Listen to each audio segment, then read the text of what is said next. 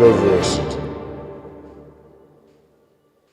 Greetings, I'm Shad, and the short answer to the title of this video is, well, yes, of course women can fight with swords. But there is more nuance to this subject than just that, so let's get into it. Now, I've been wanting to make this video for a good while, okay? It's a very intriguing subject for me, something that I've been studying for a decent amount of time, and I've been given the kind of kick to make this video right now in response to certain comments that have been made online and been getting a bit of traction, specifically by Andrew Klavan on the Daily Wire, and he has a prominent enough platform, he's a very prolific author, that those statements have caught a bit of attention. It's probably kind of obvious that I disagree with some of the statements that Andrew Klavan has made, specifically these ones. And immediately I was put off by the fact that there's a queen in this who fights like a man, and there's a couple of scenes where women fight with swords. And I just hate these scenes because no woman can fight with a sword. 0 women can fight with a sword. And what I mean by that is in a situation where you are fighting men who are used to fighting with swords, you are going to get killed if you were a woman fighting with a sword 100% of the time, right? Now, you can, a woman with a sword could kill somebody, a woman with a sword could kill somebody who doesn't know how to fight with a sword, but in a war situation where you are swinging this 5 to 10 pound sword again and again and again against much, much, much stronger men, they are going to kill you. Now, I hope everyone who's watching this video will be mature enough to understand that getting things wrong doesn't make you ignorant, and having an opinion like that doesn't make you sexist either, okay? He is taking one kind of view and applying it too broadly and letting it, because obviously he's thinking of the fact that the average man is stronger than the average woman. And yeah, that's a statistical fact, okay? I don't think any reasonable person is denying that reality. And of course that plays a very significant role in combat, but the distinction that needs to be made, rather important, is that there are a difference between unarmed combat and armed combat. Very important distinction. And another important thing is the role that skill plays to mitigate certain disadvantages that any combatant can have. So let me also say, I am generally reluctant to make such a, I guess, public reply video, especially since my platform has grown to the level it is. I do not like the kind of tribal nature that, it's unavoidable. It's absolutely unavoidable, but it is a thing that, exists here on the YouTube platform between different creators and stuff like that. That's one of the reasons why I'm reluctant to it, especially if they're a smaller creator, and takes a lot of prodding, poking to get me to, respond. But in this instance specifically, I actually reached out to Andrew through email. I sent an email through his website, I sent a message to him through Facebook, to his Facebook page, and I sent an email to the Daily Wire. And the Daily Wire did reply to me and let me know that they forwarded on the email, but it looks like Andrew hasn't read it, and I kind of get that, especially with the amount of flack Andrew has been getting for the comment, because he's been getting a lot. And so with all these, supposed replies coming left, right, and center, I think it's very reasonable for him to have expected, well, there's going to be nothing new in this reply. And it was like 3 pages. So look, I admit, he's a busy man as well. But he, instead of trying to correct the mistakes he's made, he's actually doubled down on them. He's tried to clarify certain things, but the unfortunate thing is his clarifications do contradict what he originally said, where 100% of the time a woman is never going to beat a man.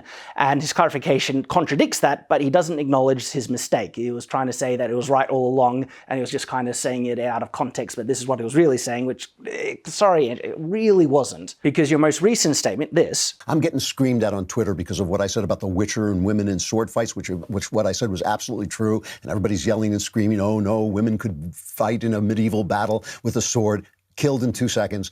Every single woman who did that would be killed in 2 seconds, except maybe the occasional exception. I mean, I'm willing to admit that all things have exceptions. You do acknowledge that there are exceptions, but that's not what you originally said. You said 100% of the time, and that's the unfortunate, incorrect thing that you said. I mean, the other incorrect thing is the weight of swords, because that was like drastically wrong. 5 to 10 pounds for the average weight? No.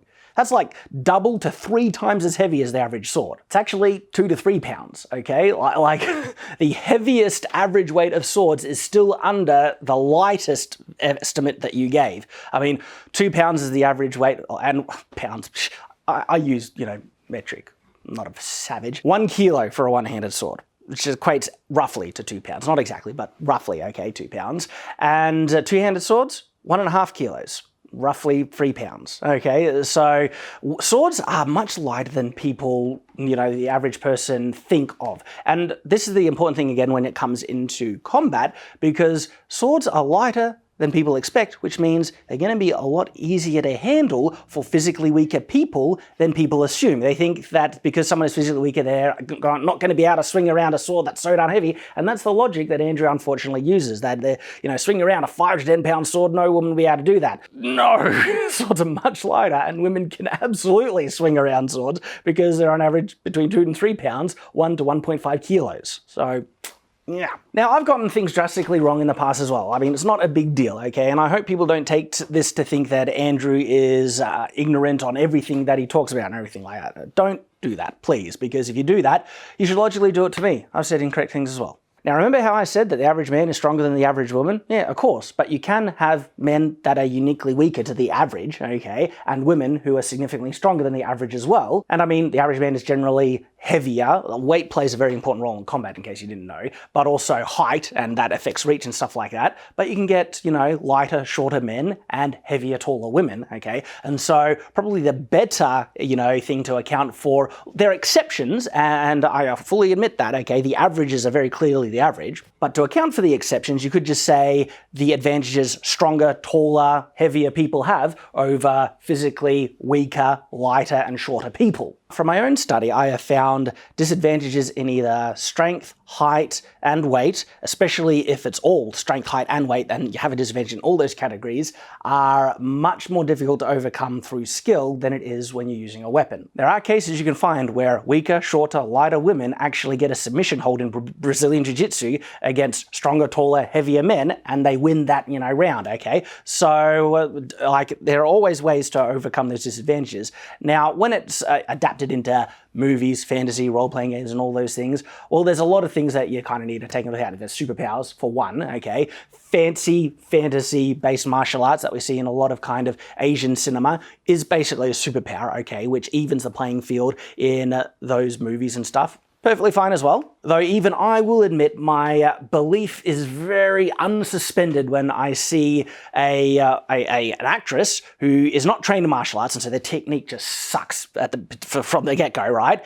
And they are like half the weight of the people that they're trying to fight, and they're physically weaker as well, just trashing them all because of fake choreography. That's really hard to swallow, and you see a lot of that, say, in like Atomic Blonde. It's far more satisfying when certain realities are acknowledged, and a movie that actually did this really well. It's a bad movie, but this fight scene was brilliant, and it's the remade Lara Croft Tomb Raider movie where Lara Croft is fighting a guy, and in the fight scene, it is shown visually that she is physically overpowered drastically. This guy is nearly just dominating her physically, and she has to use skill and technique to overcome that, and she does, and it came also as a brilliant, choreographed fight scene, and more satisfying because she had more disadvantages and limitations to overcome. And so when, there's no exceptional circumstances to take into account, superpowers, fantasy elements and stuff like that, even weapons are one of those things that do change up the mix completely. Acknowledging those realities makes for a more immersive and realistic movie, fight scene, anything, okay?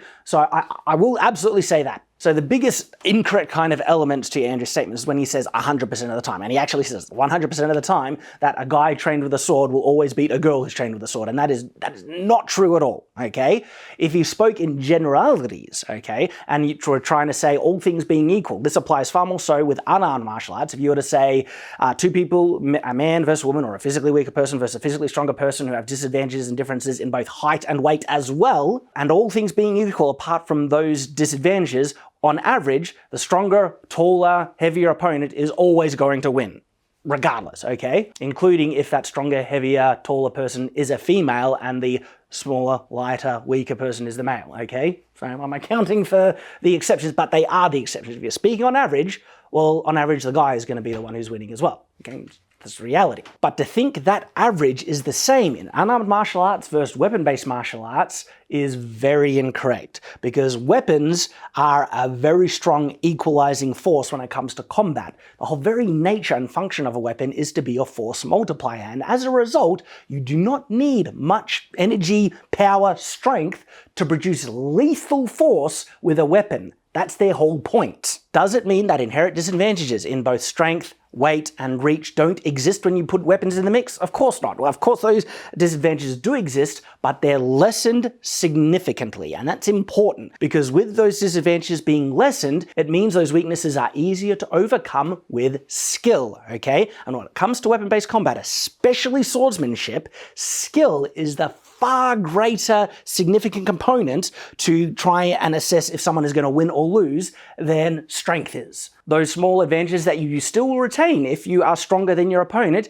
is in, say, leverage in the bind. When the swords cross, okay, you will have more leverage to push down or break their guard. The easy way to overcome that is just to get better sword position. If you get the strong of your sword, which is the bottom half, against the weak of their sword, which is the top half, even if that guy is stronger, you will over leverage them and break their guard easier, okay? So even these strength disadvantages can be overcome with technique much easier, and we know what those specific techniques are because historical European martial arts, HEMA, has seen this in the real world by people actually practicing and putting it to the test, okay? If you want a brilliant, like a truly brilliant video which talks about how strength affects swordsmanship, it's a video made by Blood and Iron. I will link it in the description below, card also there. And the person representing the weaker fighter is the female, and it's because in that specific circumstance, even though this is also true generally, the guy is stronger when they're comparing each other. So it's a brilliant video, and it talks about how strength applies, and it's absolutely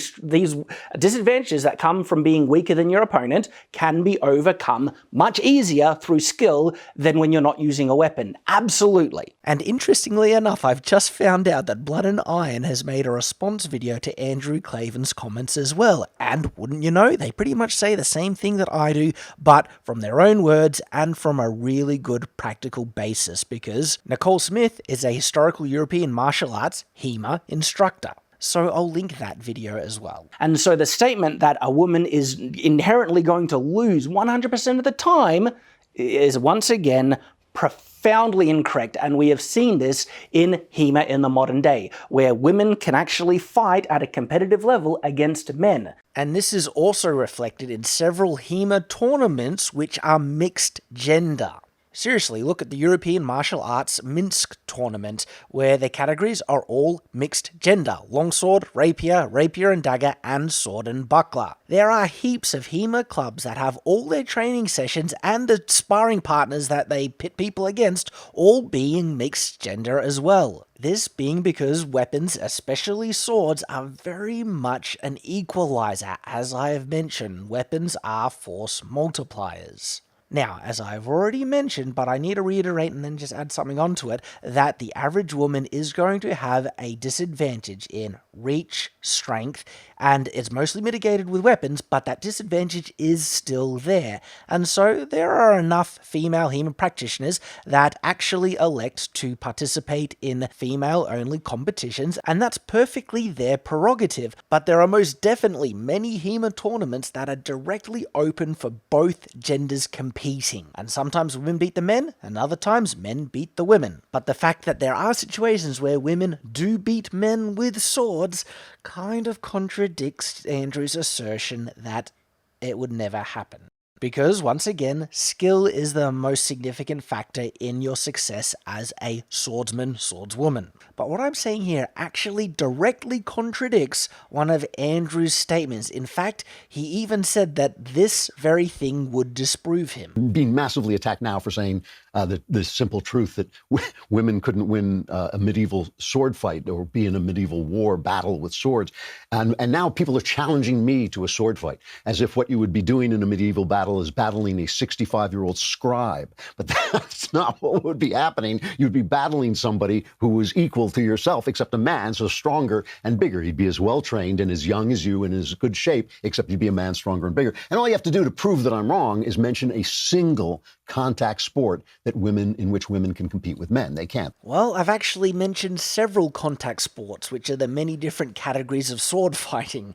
And by Andrew's own admission, this does directly disprove his assertion. That single contact sport in which women can compete against men is HEMA, Historical European Martial Arts, but that also sets the precedent for most sword-based martial arts. So it does raise a really important and significant question, as I mentioned before then, as to historically, why weren't women fighting on the battlefield? And I have said that it was because of strength, and I think it was in my video on female armor. And I done further study on that, and I actually realized, okay, no, that's incorrect. It actually wasn't because of strength, because physically weaker men were also conscripted and forced into warfare and battle throughout all of human history. And so if strength was the reason why women were excluded from the historical battlefield, we would have seen physically weaker men excluded as well. But they weren't, okay? They were put into the battlefield and encouraged to go and fight and do all those things, because the reasons why women generally were not seen on the historical battlefield, even though there are, of course, historical exceptions, but the exceptions don't break the rules, that the standard was most women didn't fight in the historical battlefield, I've actually found isn't because of physical strength. Might play a small component, but in actual fact, the larger reason are cultural practices and certain other biological factors. Historically, the very kind of concept of masculinity has always put men in the protective role, the fighting role. And I think that has arisen out of different biology, okay? Men are naturally stronger, and when it comes to unarmed combat, yeah, okay, they generally have the advantages. And so, look, it obviously plays an element. I'm not saying it doesn't completely, but because physically weaker men have been forced to fight, and the fact that women can be competent fighters, we have seen this irrefutably in the modern day, okay? If your whole nation is on the verge of being wiped out, why weren't women fighting? Well, one of the first, I think, very important things is that most women are not trained to fight, okay? If they were, they would be very useful in the battlefield. And I think if a whole nation was on the verge of being wiped out and they had a huge body of trained, competent female warriors, they would get them on the battlefield as well. But on average, women do not train themselves to fight. And this is in contrast to men, specifically younger boys. For some reason, well, there's not some reason, testosterone, okay? There's a lot of reasons, okay? Boys naturally play fight, and it's really interesting. They naturally train themselves how to fight through their normal play. And you can look at this anecdotally and also statistically more broadly. And for me, I was play fighting with my brothers my whole life, okay? I was getting in fights at school because, like, how boys naturally resolve like strong conflict, when it degenerates and talking doesn't work, it usually generates into violence. That is not the general way that women resolve conflict and stuff like that. They can be vicious, okay? And they can be like, just men can be vicious, women can be vicious. It's so dumb that you have to step on eggshells around a topic that is so blatantly obvious to observe. But seriously, anyone who's watching this, how many women have you seen getting into fist fights versus men? Okay? There is a difference that manifests from both biology and cultural practices, and I think the cultural practices actually results out of biology in the first place as well, that create many significant differences in how both the average boy and the average girl grow up and do things. And one of the interesting things that we see is the boys are fighting. And in actual fact, we see a lot of cases boys liking to fight. Girls can like to fight as well. It's just proven in HEMA by girls who are doing it. But there are a lot of different ways, like how men attract a mate and stuff like that is generally through feats of strength and stuff, and so that creates another competitive element. Women can be absolutely as competitive as men, generally not physically though. The way that women usually compete, I'm again speaking generalities because I know there's exceptions to this, but generally it's in status, it's in physical appearance a lot as well. It's just the average ways women generally try and attract men, and the average ways men generally try and attract women, and that creates cultural practices. And then we are finding, like, ultimately towards the end of boys' maturity, that they are, or they've gotten on fights already, they're familiar with conflict like that, they have trained themselves, and as a natural result, you're going to find most men in historical societies who are far more equipped, trained, capable, and ready to fight than the average woman. But that's like not the only thing. You also have to take into account the massive kind of influencing element of the fact that women fall pregnant, okay? When they're pregnant, they are far more vulnerable than they were previously, okay? They are limited physically in many levels. I have 4 children. I know from experience by watching my wife go through it, okay? And so that is going to affect not only the physical condition that women women are in, but the roles that they're going to be naturally inclined towards historically for raising children.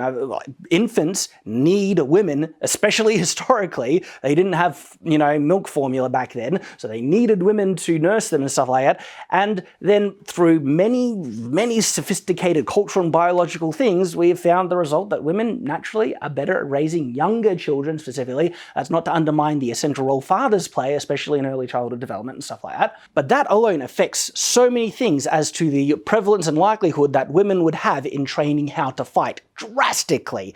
And the other important biological thing to consider as well is the nature of human reproduction, okay? If you go back to a very tribal-based society and you see 90 to 99% of the men being wiped out from battle, well, there is a practice in which that whole tribe can bounce back after a single generation. Okay, but if you inverse that and have 99% of the women wiped out of a tribal society and have most of the men alive, that tribe is going to be destroyed after a generation. Okay, that's simple biology. And so it actually makes a measure of logical sense to risk male lives in warfare and combat than female lives. Now, as to how much you feel that affects the value difference into how men were regarded versus women historically, there's far more nuance, and I think it might deserve its own video because men, of course, add tremendous value in their natural biological differences to women as well, in terms of their ability to provide and protect and other things like that, and the natural roles, the outward-facing power versus inward-facing power, and all these, it becomes all very complicated, but I still think there is a kernel of truth, or at least something significant to kind of look at there, as to the fact that men have always desired to protect women historically, okay? Not only are they on average the mother of their children, but their wives, okay, sisters, mothers, and things like that. It creates a very strong desire that men don't want to see women vulnerable or in danger. And I experienced that too. And I'm speaking honestly and seriously. The thought that my wife would have to protect herself instead of me being able to step in between to protect her is horrifying, okay?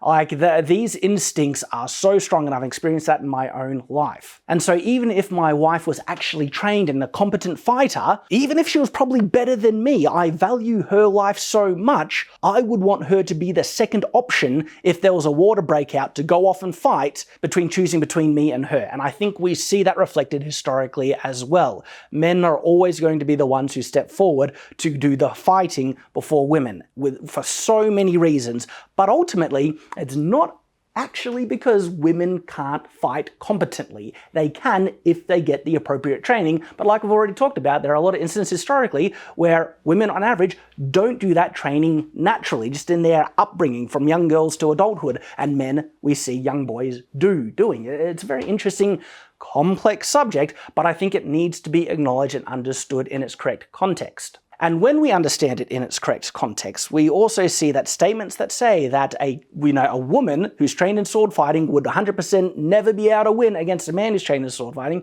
is very incorrect, okay? There's far more truth, nuance, sophistication to understand it and everything. And it's cool because if we do understand it, we can also apply it in fantasy settings more appropriately, because like, what would it take to change a fantasy setting, culture and stuff like that to give women a far stronger role in combat? That's interesting. I was like, what could do that? That would make a fun, interesting fantasy kind of cultural scene and stuff.